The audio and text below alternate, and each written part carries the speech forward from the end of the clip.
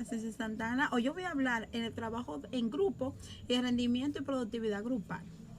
Bueno, uno de los factores que mayor atención ha recibido por parte de la investigación en las relaciones con los grupos de rendimiento grupal, pues esto es muchos casos de los grupos se forman con objetividad y realizar algunos tipos de tareas. Tales hechos planea a los investigadores una serie de opiniones y preguntas. Es decir, ¿es el rendimiento del grupo o superior o inferior de lo individual? ¿Qué condiciones facilita o impide el rendimiento grupal? ¿Cómo influye la presencia de otras sobre el rendimiento individual?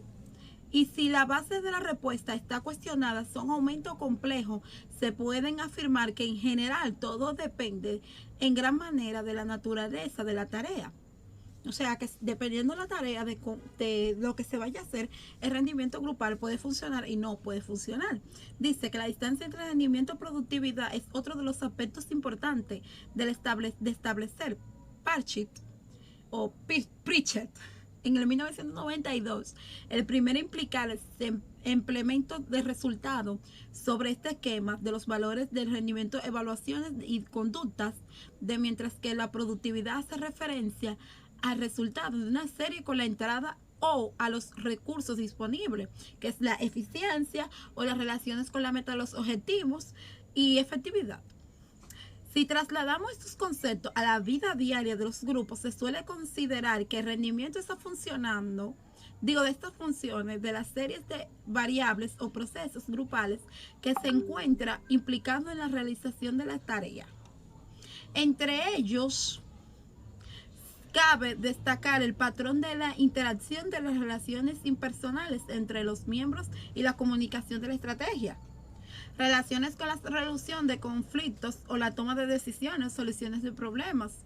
Este estilo de liderazgo ejercido y las relaciones de poder, de procesos, influencias sociales, etc. En realidad, todo ello hacen referencia a la ilusión, al aspecto quizá más importante de la relación con el rendimiento, la coordinación grupal, que se puede ser definida como interdependencias hechas variables. La productividad grupal no solo hace referencia a los resultados medios en cantidad o calidad. Consideramos que estamos hablando de entidades interactivas. También hay que tomar en cuenta presencia de cicatrices sociales, tales como la cohesión o el deseo de seguir forma parte de un grupo, las satisfacciones como lo cohesivo o disculpa, como cohesión o el deseo de seguir formando un grupo por parte del grupo y la satisfacción del grupo con el grupo y las cicatrices personales como el desarrollo personal, la satisfacción de pertenecer a un miembro, de la seguridad y la personalidad. Tanto los resultados productivos como los socioemocionales y los personales constituirán el grado de la eficacia, el sentido y aplicación de un grupo. Una de las teorías más conocidas acerca de la productividad grupal está formulada por Steven Steiner en el 1972. Según su modelo de productividad actual de un grupo, vendrá definido por la productividad potencial, que está determinada por los recursos actitud y habitualidad y conocimiento de su miembro, menos la pérdida de vías de los procesos que obedecen los principales de coordinación y activación. Otros autores han aplicado el esquema original de Steiner, puesto que se ha comprobado que los procesos grupales también pueden ocasionar ganancia, o por ejemplo Wicker y Metet en el 1994 proponen el siguiente modelo general, que este modelo trata de que la productividad grupal es igual a productividad potencial más o menos pérdida entre ganancia y motivación menos pérdida entre ganancia y de coordinación. Aunque la evidencia empírica dispone no de permitir obtener conclusiones definitivas, parece demostrado que no suele producirse ganancia en la transformación de los recursos individuales en los productos grupales, mientras que sí es posible que el origen de la ganancia, los tipos motivacionales por los hechos, el trabajo del grupo.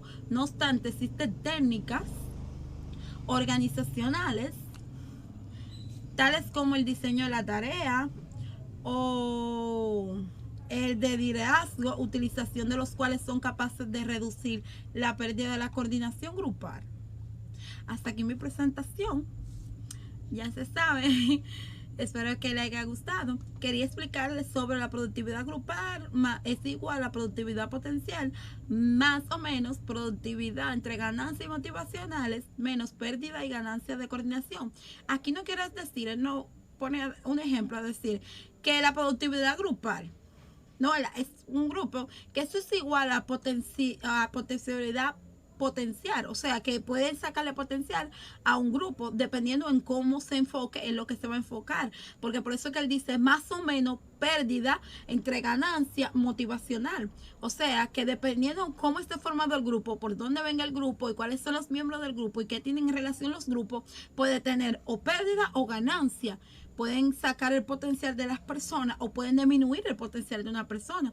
Por eso dice menos, entre menos pérdida, ganancia y de coordinación. O sea que si el grupo no está coordinado, no tiene un epicentro donde alguien pueda ejercer ganancia a esas personas que están en los grupos, siempre va a haber pérdida.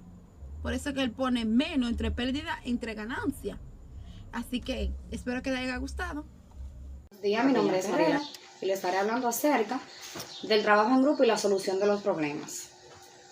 Entre ellos está el rendimiento y la productividad grupal. Es uno de los factores de mayor atención en el recibimiento de investigación al momento de hacer una tarea. Cuando hablamos de rendimiento y productividad grupal, allí podemos ver cada rendimiento de cómo tiene el estudiante de manera individual. Algunos estudiantes, aunque se presenten en un grupo, tienen más destreza que otros estudiantes a la manera de presentarse a un grupo, ya que a algunos se les dificulta porque tienen miedo escénico, algunos tienen mayor destreza y pueden expresarse en público con mayor facilidad. Eso tiene sus ventajas y sus desventajas. Las ventajas que tiene la productividad grupal es en el sentido de que cuando se va a hacer un trabajo, cada quien aporta su parte que le corresponde. Independientemente de eso, se hace un mayor trabajo porque cada quien aporta su granito de arena para hacer un trabajo excelente. La desventaja que tiene es que no todos los estudiantes tienen la misma responsabilidad y hacen la cosa al tiempo adecuado. Algunos lo hacen antes y otros lo hacen después. Siguiente tema, solución de los problemas. Hanoi explica de manera detallada de cómo solucionar los problemas en un tiempo de intento denominado de la manera exclusiva. Él dice que la preparación para crear soluciones es la primera. La productividad de soluciones, el juicio sobre las soluciones que han sido de manera generada. Al momento de solucionar un problema, la primera parte que hay que hacer es el método de investigación para saber de qué se trata el problema. La segunda parte es desarrollar el problema para ver hasta dónde se va a llevar a cabo. La tercera parte es tener los fondos necesarios para poder resolver el problema. Y al final, ya cuando la solución esté dada, se simplifica. Ahora voy a estar hablando sobre la facilitación social.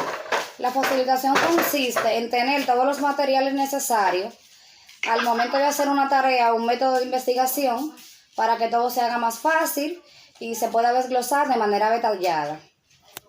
Presencia de los demás. El psicólogo Norman Tripper en 1898 implementó una carrera de bicicleta para ver en qué tiempo lo hacían, cuál corría a la mayor velocidad y cuál corría a una velocidad más reducida. El ocio social. El ocio social consiste en cuando las personas trabajan, cuando se proponen metas. Cuando las personas se proponen metas que se introducen, se proyectan de manera organizada, dicen lo voy a lograr.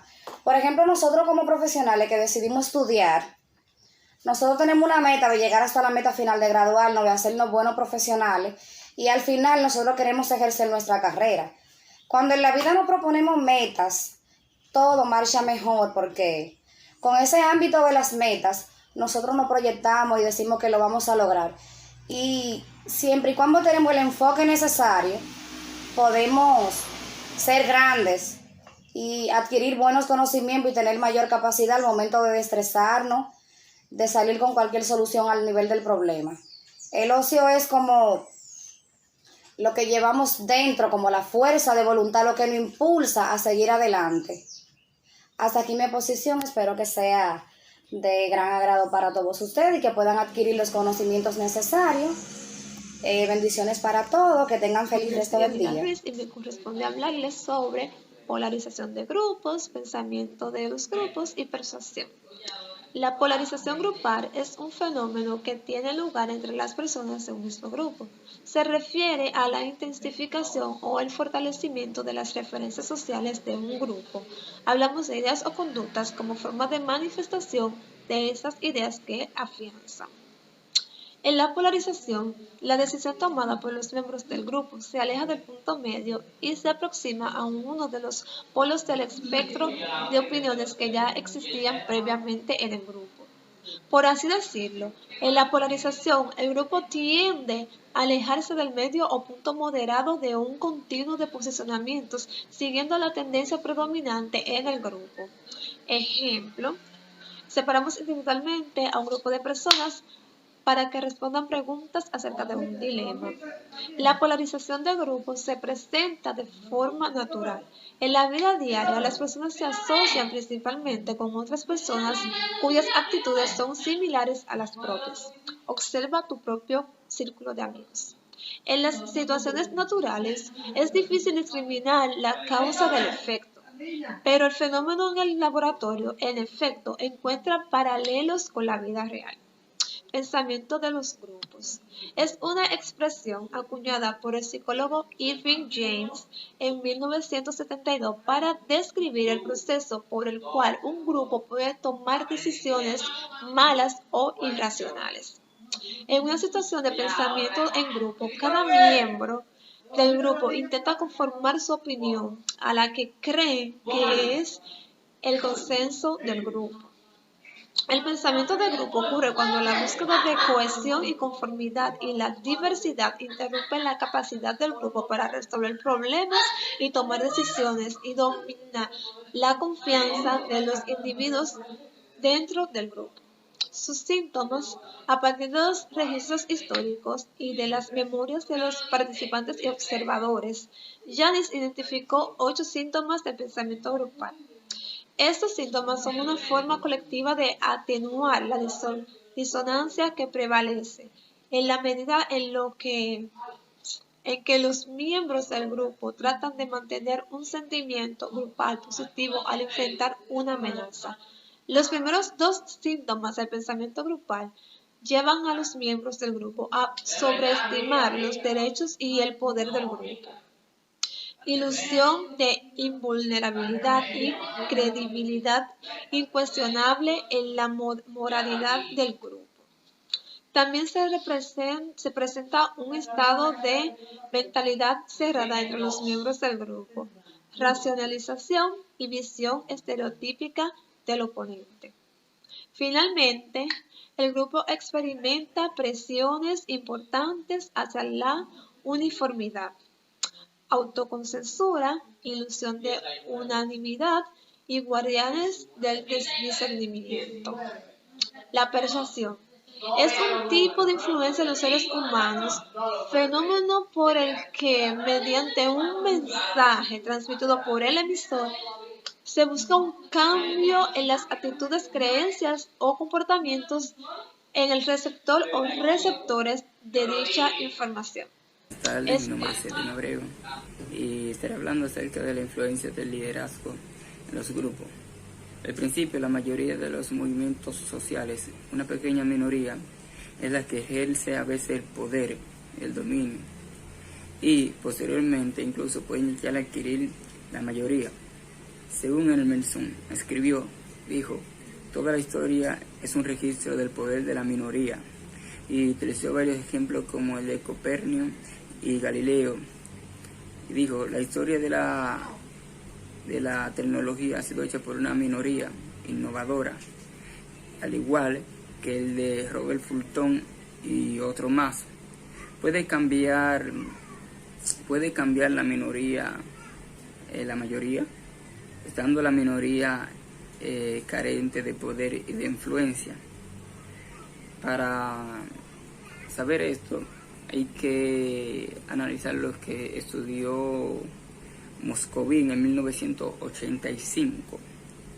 Moscovy en 1985 se fijó de cómo los grupos minoritarios pueden cambiar la mayoría, y realizó varios experimentos y encontró algunos factores que implican e influyen sobre esto, de cómo la minoría puede cambiar la mayoría. Por ejemplo, la consistencia y la confianza en sí mismo. Un líder puede influir en la minoría dependiendo de su comportamiento y la manera en cómo se maneja, y los factores que éste puede utilizar para poder influir en otros grupos. Hay líderes de tarea y líderes sociales. El líder de tarea es aquello que funciona como una directiva y puede funcionar bien dependiendo del comportamiento y dependiendo de la inteligencia, para poder dar órdenes y manejarse dentro de las metas por lograr. Líderes sociales, este es un estilo democrático en el cual se delegan autoridad y este líder acepta los aportes de los miembros del equipo para poder efectuar dicha actividad. Para la minoría poder impactar otros grupos, como acabé de decir un rato, debe de tener consistencia, ser coherente en lo que dice y tener seguridad y convicción de lo que quiere, para que así los demás se vean impactados por la forma con la cual se conduce dicha persona.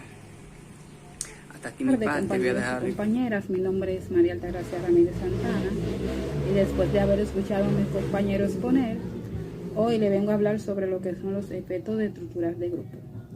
Se dice que para encontrar un gran líder, ese líder tiene que estar en un lugar en específico, en el momento adecuado, y que también ese líder tiene que tener destreza, ¿verdad?, y habilidades específicas. Ahí entra lo que son los efectos de estructuras de grupo.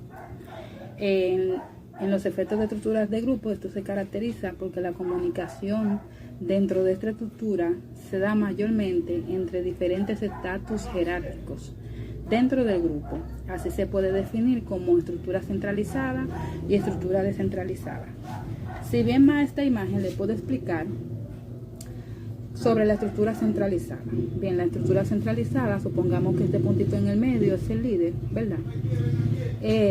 La estructura centralizada se enfoca en que la comunicación solamente se basa en el líder y del líder hacia los subalternos, ¿verdad? Y la estructura descentralizada. En la estructura descentralizada, este tipo de comunicación es viceversa, o sea que no se basa solamente en el líder, sino del líder a los subalternos entre ellos mismos y luego al líder. También podemos decir que de acuerdo a las investigaciones hechas por Shaw en 1964, referente a ese tipo de trabajo, ¿verdad? Él realizó una investigación hecha con tarjetas, ¿verdad? Y esas tarjetas tenían como unas insignias, vamos a decir, para identificar los tipos de estructura. Él dice, según su investigación, que en la estructura centralizada se da el caso de que la comunicación es más efectiva siempre y cuando las labores sean sencillas. Y en la estructura centralizada la comunicación es un poco más complicada, ¿verdad? También entramos en lo que es la estructura semidescentralizada. La estructura semidescentralizada mayormente esta se caracteriza porque el tipo de comunicación entre los miembros es bastante limitado, y en esto fluyen de la siguiente manera. Vamos a decir del líder hacia los subalternos, ¿verdad? Mayormente un equipo directivo de trabajo, vamos a decir un equipo administrativo, del líder hacia los subalternos y de los subalternos, ¿verdad?, hacia los otros subalternos y viceversa. Luego vuelve hacia el líder, ¿verdad? Pero según Robbie, Nicole y Feiren en 1963, ellos realizaron un estudio dando a conocer también el ejemplo del estudio que hizo Shaw, y ellos definen lo siguiente. Ellos dicen que los grupos centralizados fueron más eficaces en aquellas problemáticas que requerían, ¿verdad?, que la coordinación de acción de los miembros sean en grupo.